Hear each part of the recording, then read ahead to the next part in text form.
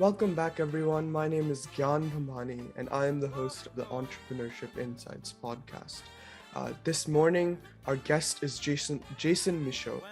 He's the CEO of Stardust Technologies, which specializes in space innovation and making space travel more accessible to humanity.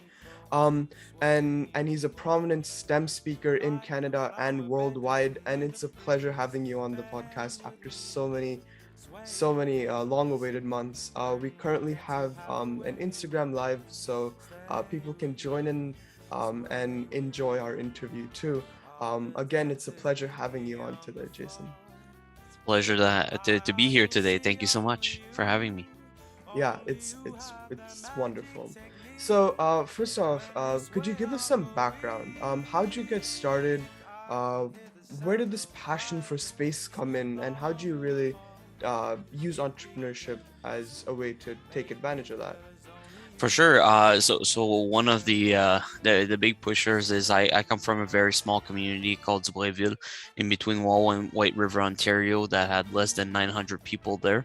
I was one of the first in our family graduating high school, and one of the big things that we were told right off the bat was you should go directly into forestry or mining.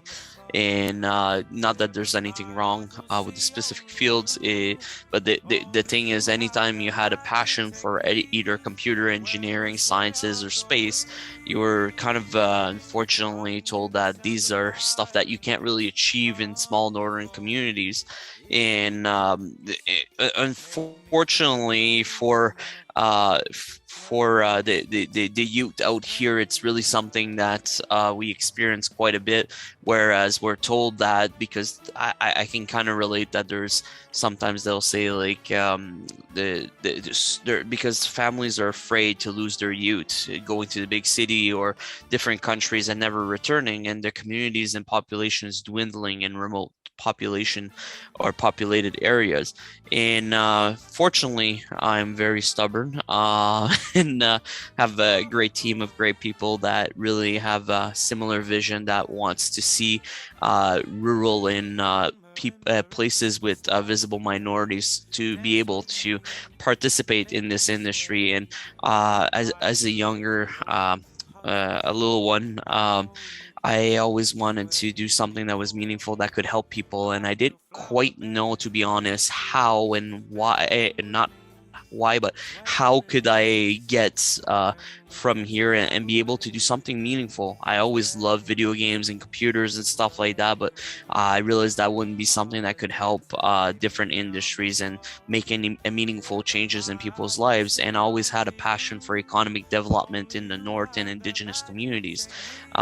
Part of my family's from Mishpekatan First Nation as well, and we can really see that a lot of the youth are leaving the communities and never coming back to the nest. And the big message is we're really trying to provide these opportunities so that the youth can be the change makers in their communities. And one of the quotes that really reflected with me was, "Be the change you want to see." But nevertheless, you're probably wondering, how did it get from that to space? But a lot of the issues that plague Northern Ontario are very similar to what plagues the space industry. So whether it's from mental health to food sovereignty, and at the time we did research to see if there was anything we can help through virtual reality and software development to better the space industry and also help our communities up here. And turns out mental health and human factors is one of the biggest challenges for establishing a population on Mars. And we kind of went from that narrative and elaborated more on, hey, how can we also bring STEM to northern communities, and started doing a lot of outreach and communicating so that people could feel like they can be part of this and help us build this mentality in the north. But yeah, so that's kind of where, of course, there's always been great shows and sci-fi like everyone. I'm the oddball. I'm more a Stargate fan than anything. So, unfortunately, we don't have a Stargate yet, but maybe someday. Yeah, and it's definitely a lot to unpack there because you talked about space travel, and then you also talked about the effects of mental health in your communities, and just the way you're putting all that together through Stardust. Um, that's what we're here for. That's what we're here to learn today. So, before we get into your specific ventures, I wanted to ask, what do you enjoy most about what you do right now as an entrepreneur? To be honest, I really enjoy the experiences, getting to meet new people, going to new countries, and really learning different perspectives, perspectives that really you would never be able to know without actually going to these communities and living new experiences. Everything's a new thought process and a new how can we bring this back to visible minorities and make them experience it too. And I really enjoy going to visible minority communities and seeing their way of life, and sometimes we learn a thing or two as well. So meeting with indigenous leaders and elders, you can also learn quite a bit from each other, and or going to countries such as Brazil or Dubai or different places like that. You really learn that life is not always the same everywhere, and everyone has different challenges, and that is one of the biggest fuel for wanting to create changes. But yeah, I would say that the experience is one of the biggest thing, and being able to change the life of at least one or two kids, to give them that hope that they can be part of this, is really something that's really important. And really what I keep telling those big companies and stuff like that, they're always looking for the amount of quantity of kids that they can influence in the bigger city and stuff like that. But I it just takes one or two kids that you can inspire. A lot of them, unfortunately, they've been told so long in their life that they can't go to university or they can't be an astrophysicist because it's so far out. So why can't the kids get these opportunities? And that is one of the things that fuels my motivation to change that for the kids and be more socially responsible as enterprises. Yeah. So, i- these these answers are so thoughtful. I mean, like, the first thing was gaining new perspectives, right? And that happens if you move around, because your life wherever you're at right now is not going to be the same as someone's life across the world, right? And so just understanding where people come from, understanding how you can really make an influence. Like, I guess that's what most entrepreneurs are after. You can agree. And like you were talking about, it's not about the quantity, it's about the quality. But in our world, really, how you quantify your success is really important. Otherwise, you wouldn't be taken seriously, right? So like, Yep. um, even for the podcast, I gotta say, okay, how many views I got, how many likes I got, how many shares I got, right? But really, what matters is how many lives how many lives I'm able to change, how many lives you're able to change through Stardust, and that's that's just really important in the end because I was watching a TED talk, I think yesterday. It was from Seth Godin, and he was talking about how to really inspire people, right? And he's like, you don't need tens of thousands of people to deliver your talk to. You need 1,000 loyal followers who can give the talk for you. And I feel like that sort of summarizes what we were talking about. 100%. No, that's definitely the aim here. Yeah. Um. So, in your difficult moments, I'm sure you've had some, like, just starting off or building connections, and like in your difficult moments, how'd you stay focused on what you really wanted to do? There's always difficult moments. I'm not gonna lie, it's always a uphill battle. There's when you want to shake up a whole industry and do different things, there's always going to be some people that are going to be against you or in support of you afterwards, or say that they were there from the beginning or whatnot. But there's always going to be these mentalities that will clash, where there's people that care more about money than the goals, and unfortunately that is sad, because sometimes some people think, well, why are you doing that up here? Why don't you do that in the city or something like that? And I mean, that would be less meaningful, unfortunately, sometimes, because they have already such a lot of wonderful companies doing something similar to me in those cities. Why not impact these different places? And I'm not gonna lie, there was some stressful moments where I mean, mental health is everything, and when you find yourself trying to battle a whole industry and shape it up to some degree, you have some times where you're basically waking up in the morning and you're asking yourself, okay, well, am I gonna make it through today or not? And in one point in my life, I was waking up and having leg tremors because I was so stressed, and turns out that white hair is mainly caused by stress. But yeah, anyways, you find yourself so enroped in it, and you forget about thinking about your own mental health. And but I am stubborn like a diamond, my wife always says. So I keep pushing, and I really want to be the change that I set to be. And it takes a lot of wonderful people around the table to have a vision, and to be persistent and keep pushing. And I really are like my family's always been kind of a workaholic family, that we work and we show up to work and we're not paid for our looks, we just keep going. But I guess that stuff in our my grandparents' values really helped me push forward in wanting to make a difference. Even though there's always going to be some struggles, sometimes you feel like, okay, well, I've done so many things, and I've been I made like 100 moves, and then something happens and you're 1,000 moves backwards, right? And sometimes there can be some barriers of difficulty communicating, because I have ADD and ADHD, and some people might not understand how sometimes how I could be like multitasking, doing a few different things and be hyper focused. For instance, I got to keep my phone away if I'm doing one specific task, or I got to spend most of my evenings till 2 a.m.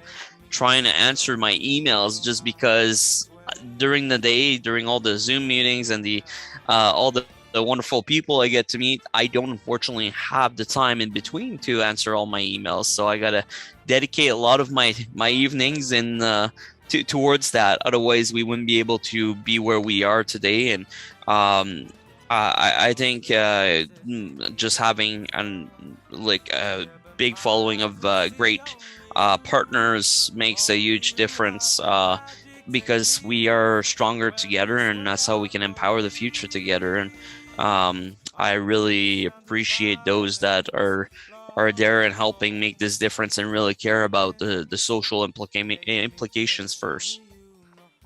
Yeah, man. I really kudos to you for going through all that. And like you said, that workaholic sort of culture has been in your family. And I mean, it sort of is. Like, even though we say that our culture doesn't affect us, but every step of the way we're sort of proving ourselves wrong in a way. So and I feel like there was this one reel I saw on my binging binging thing.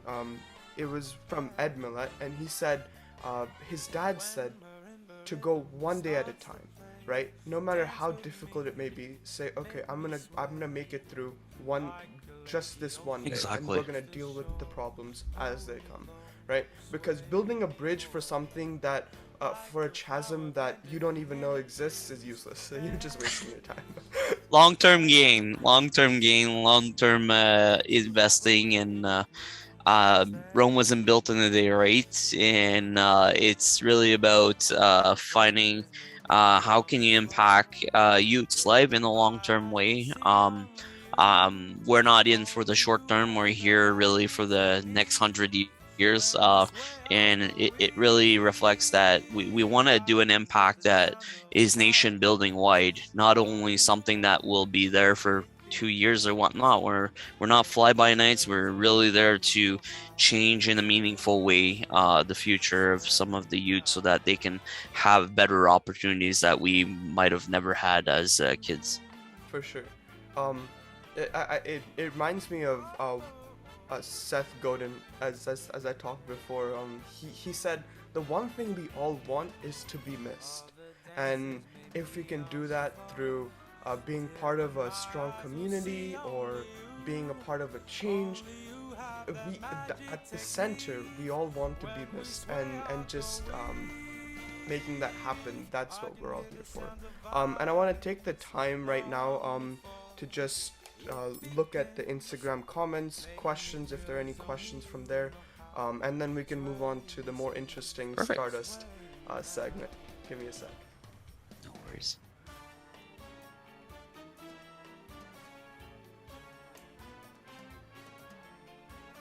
Alright, so let's get right into it.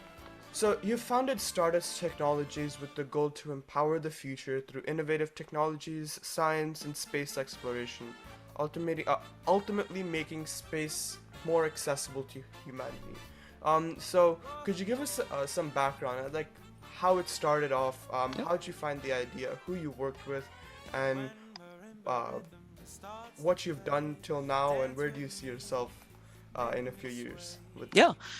So one of the big things is Startus was initially started as Tech Galaxy software development firm out in Northern Ontario to provide solutions that weren't necessarily there for the communities, and how can we address these cybersecurity issues and whatnot.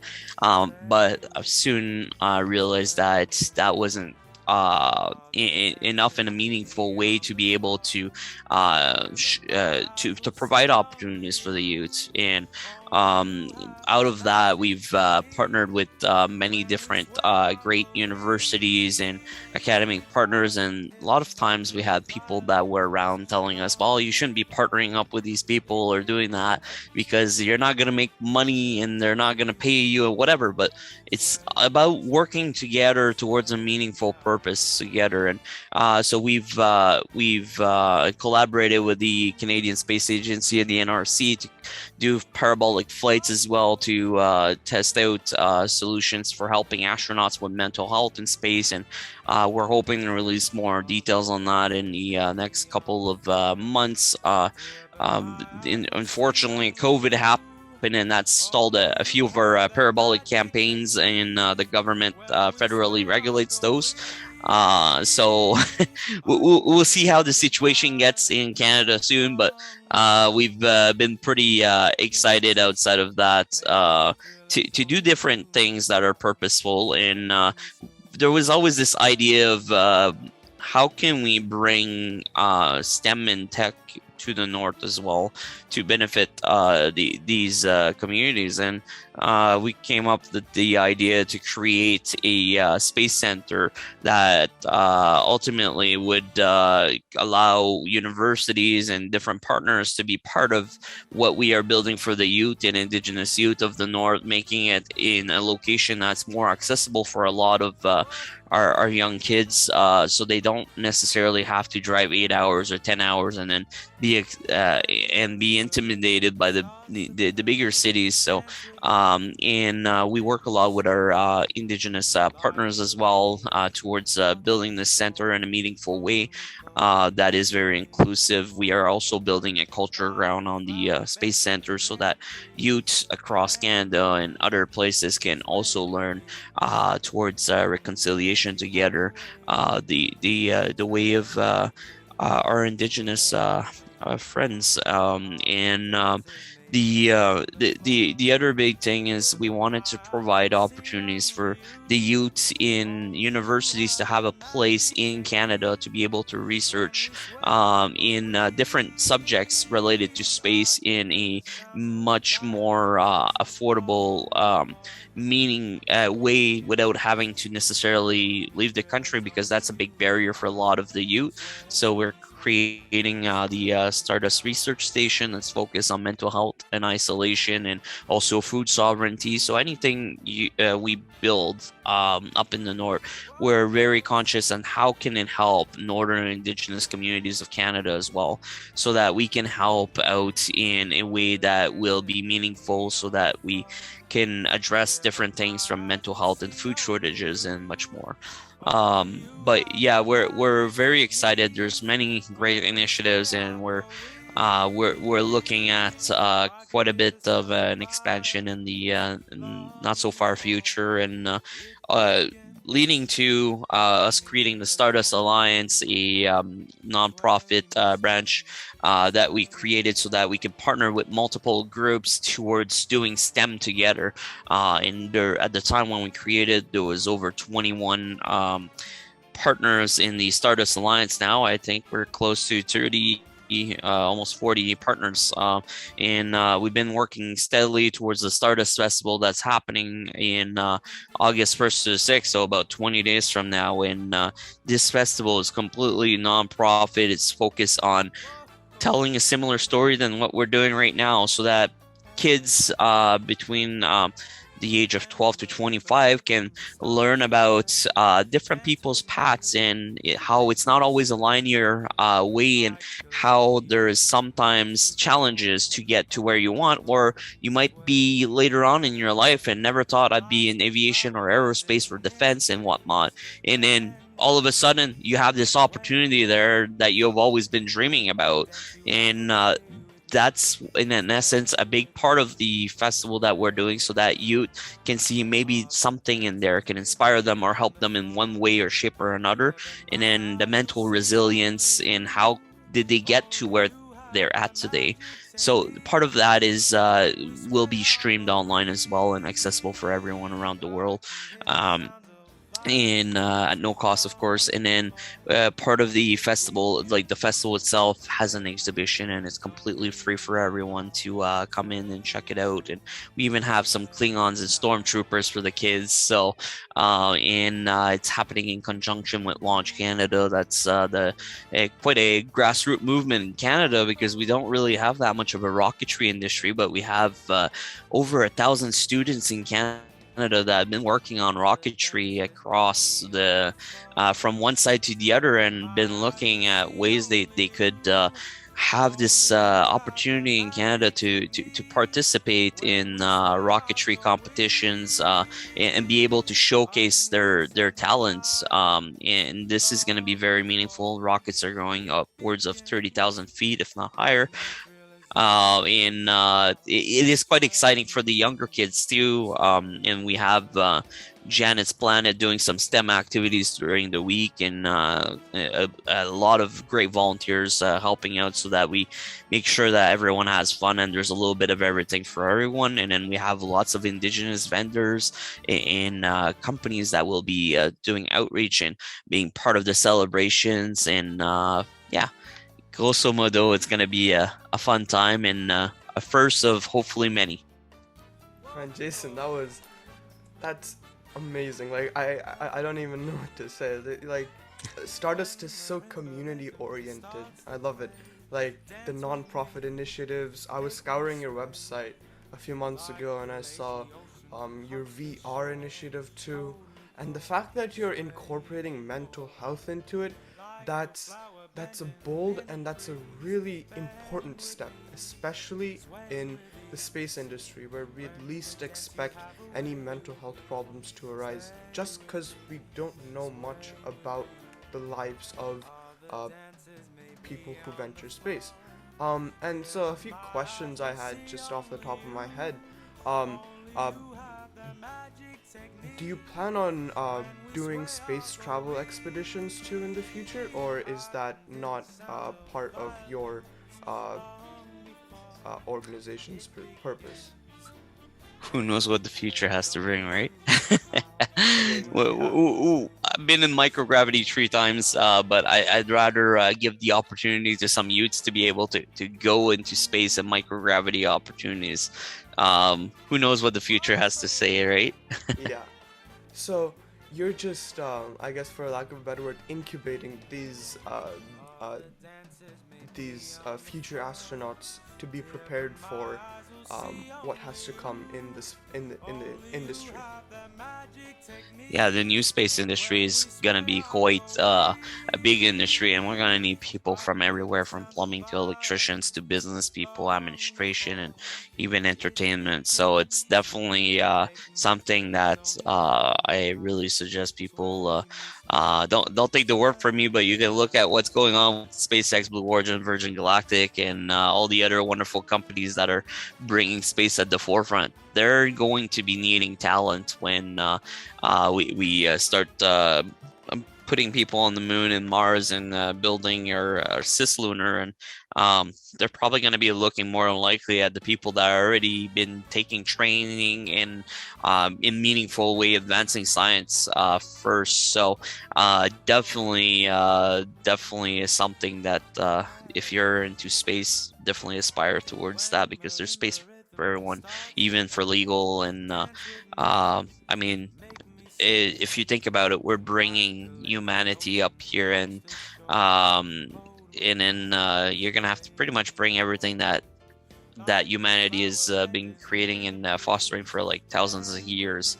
So whether we want it or not, humanity is going up there, and they're probably going to be there for to stay. Yeah, yeah, for sure. So one other question I had was like, how do you scale efficiently? You mentioned you have currently 40 partners. Congrats, by the way. Um, and so, how do you scale up to that level? How do you gain interest, or how do you garner interest for Stardust?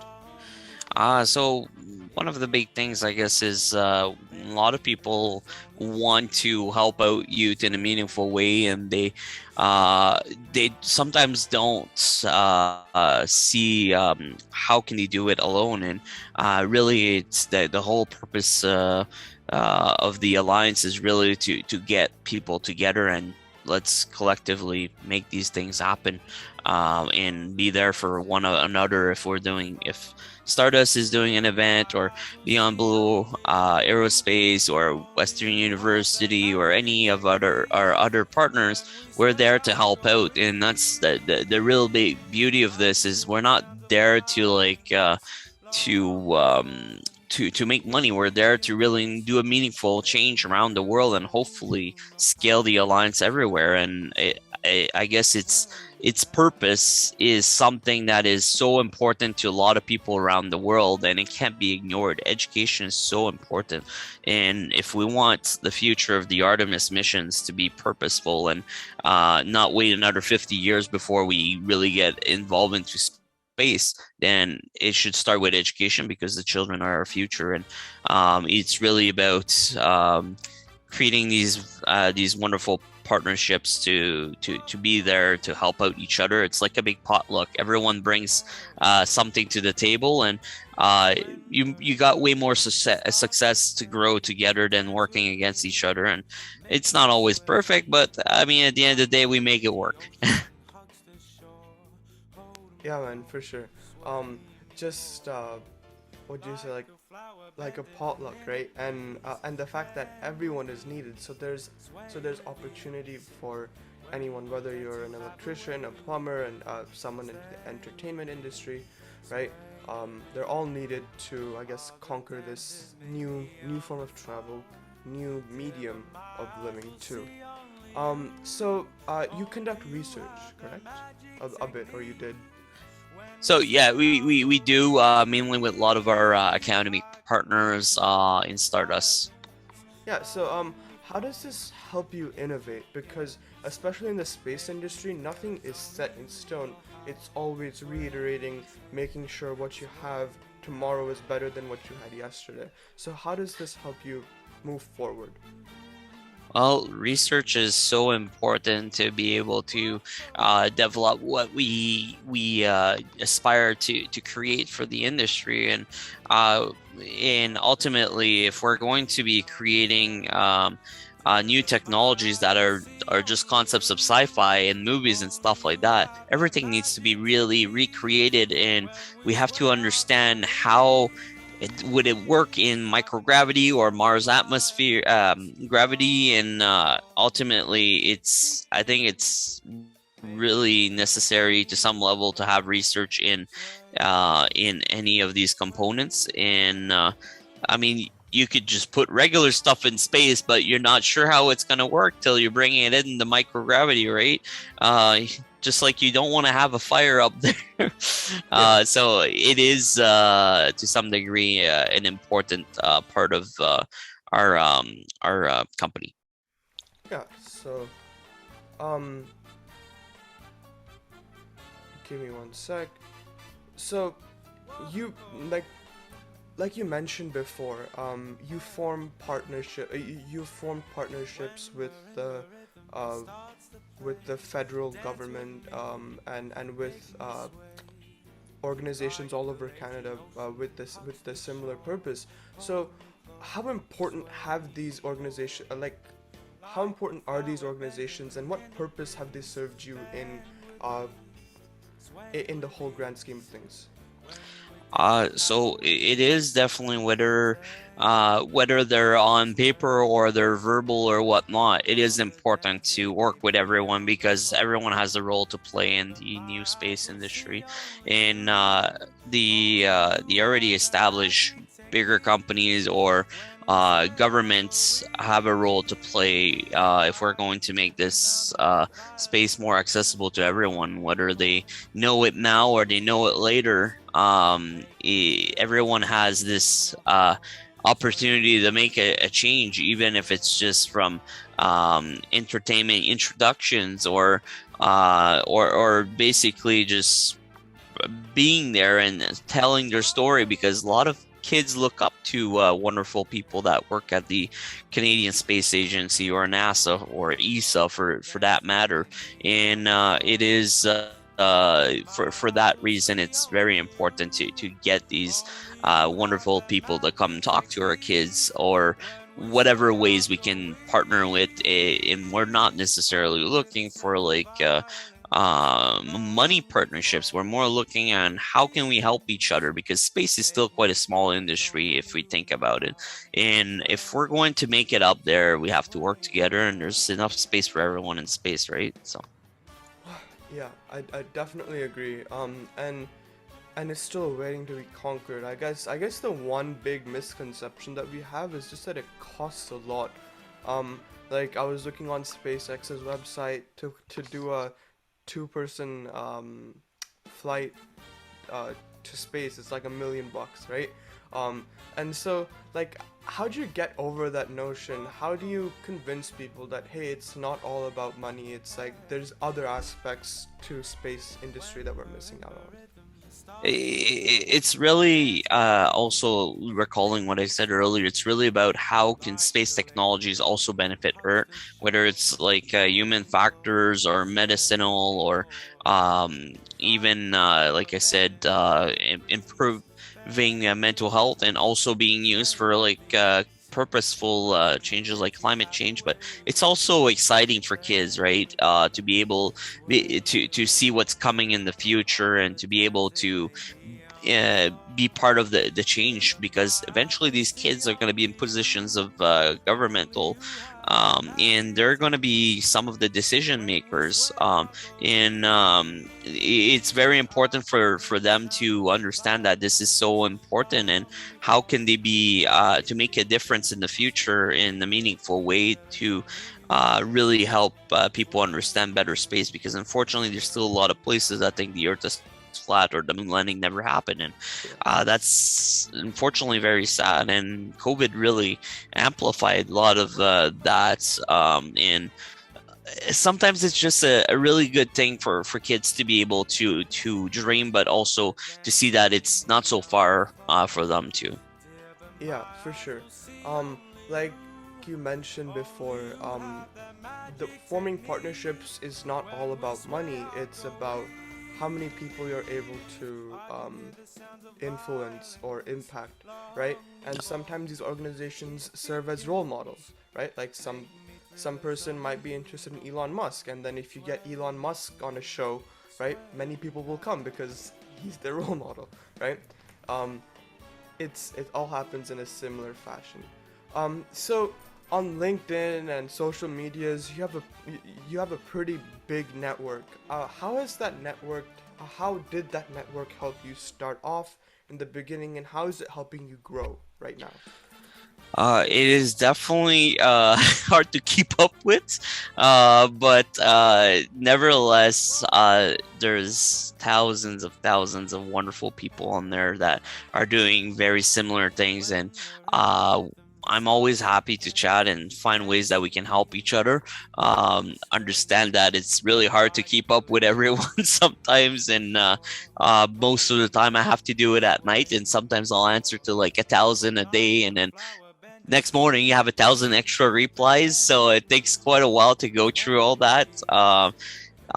The best thing to do is to mosquito to be at the top of the list all the time, but really wonderful people doing similar things again, and I think if we just put our collective minds together, we can really make a difference for the youth. And it comes back to the power of partnership, working together and making these things happen, and surround yourself with like-minded people and people that really care about the industry, and always having your door open if someone's asking for help, or someone's just want to find out how do they get in the industry and stuff like that. So it doesn't matter if you're whatever your position is, you should be there to help out others when you can. Of course, when you can.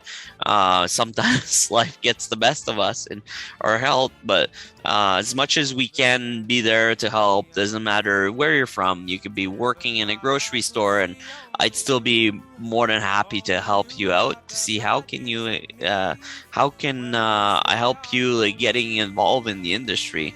And that's being open and minded and open to others is so important too, and crucial. Yeah, man.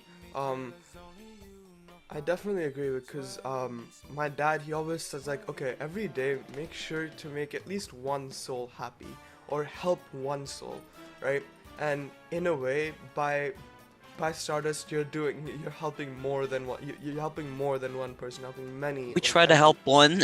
Yeah, yeah, but the thing is that if you just make one person's life better, just just one day, that's what really matters. That's how you can quantify your impact, not by how many people you've helped, but by the quality of help you give them, by the quality of your aid that you give them.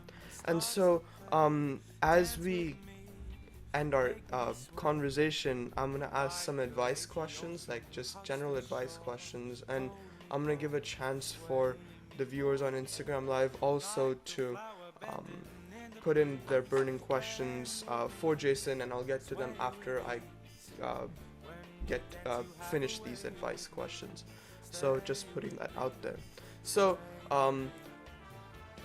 what's your advice for people entering the STEM field through entrepreneurship, and how to best um, take advantage of the resources provided to them? Reach out.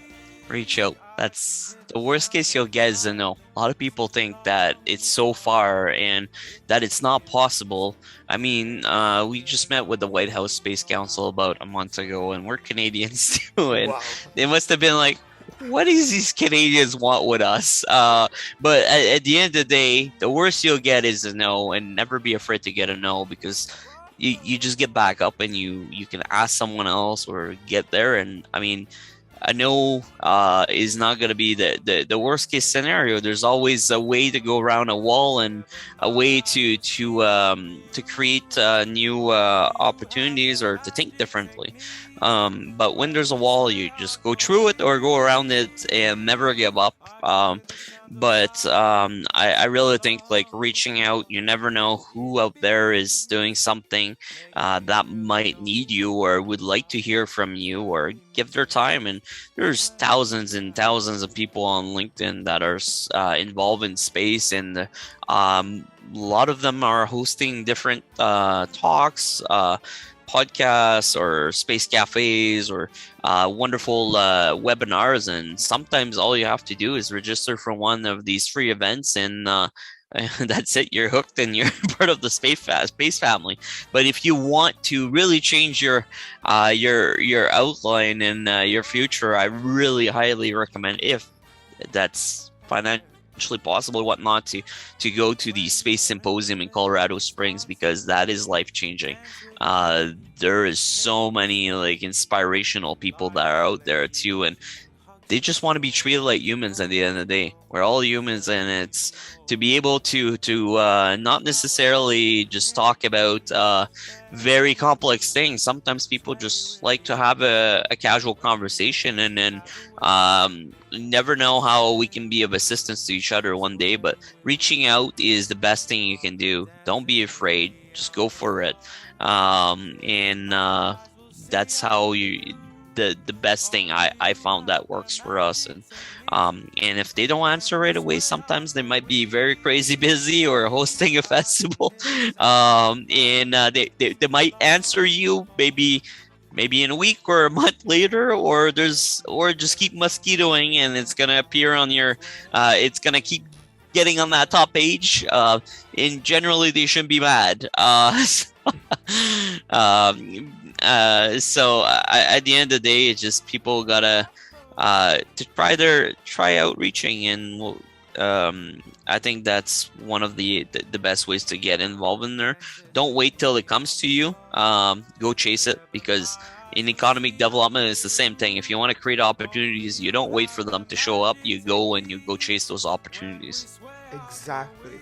I mean, it's obviously easier said than done, but I guess one blueprint that we could follow is know what you want, then find the people who you want it from, create a script, and just copy paste that. Just spend 15 minutes a day, just copy paste that thing.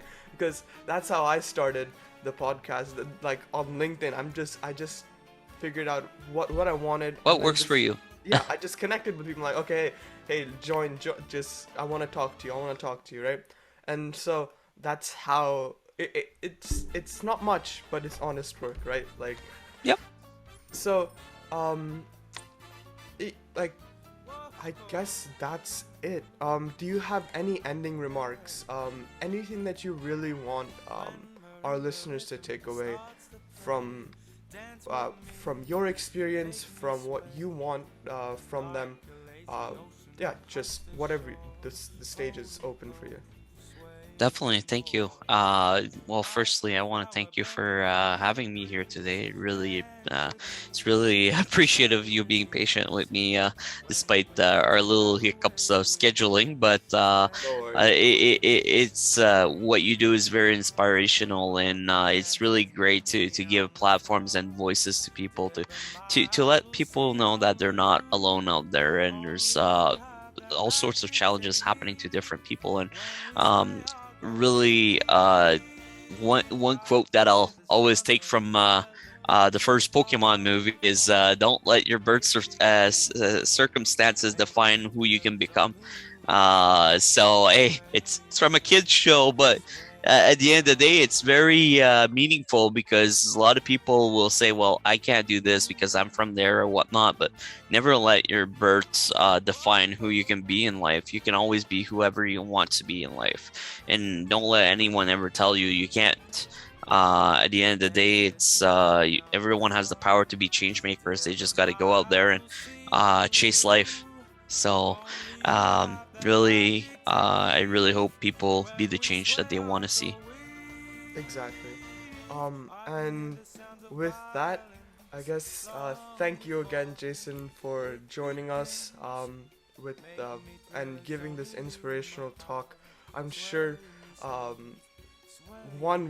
least one person out there will be thankful they heard this, and will will decide to do whatever with their passion.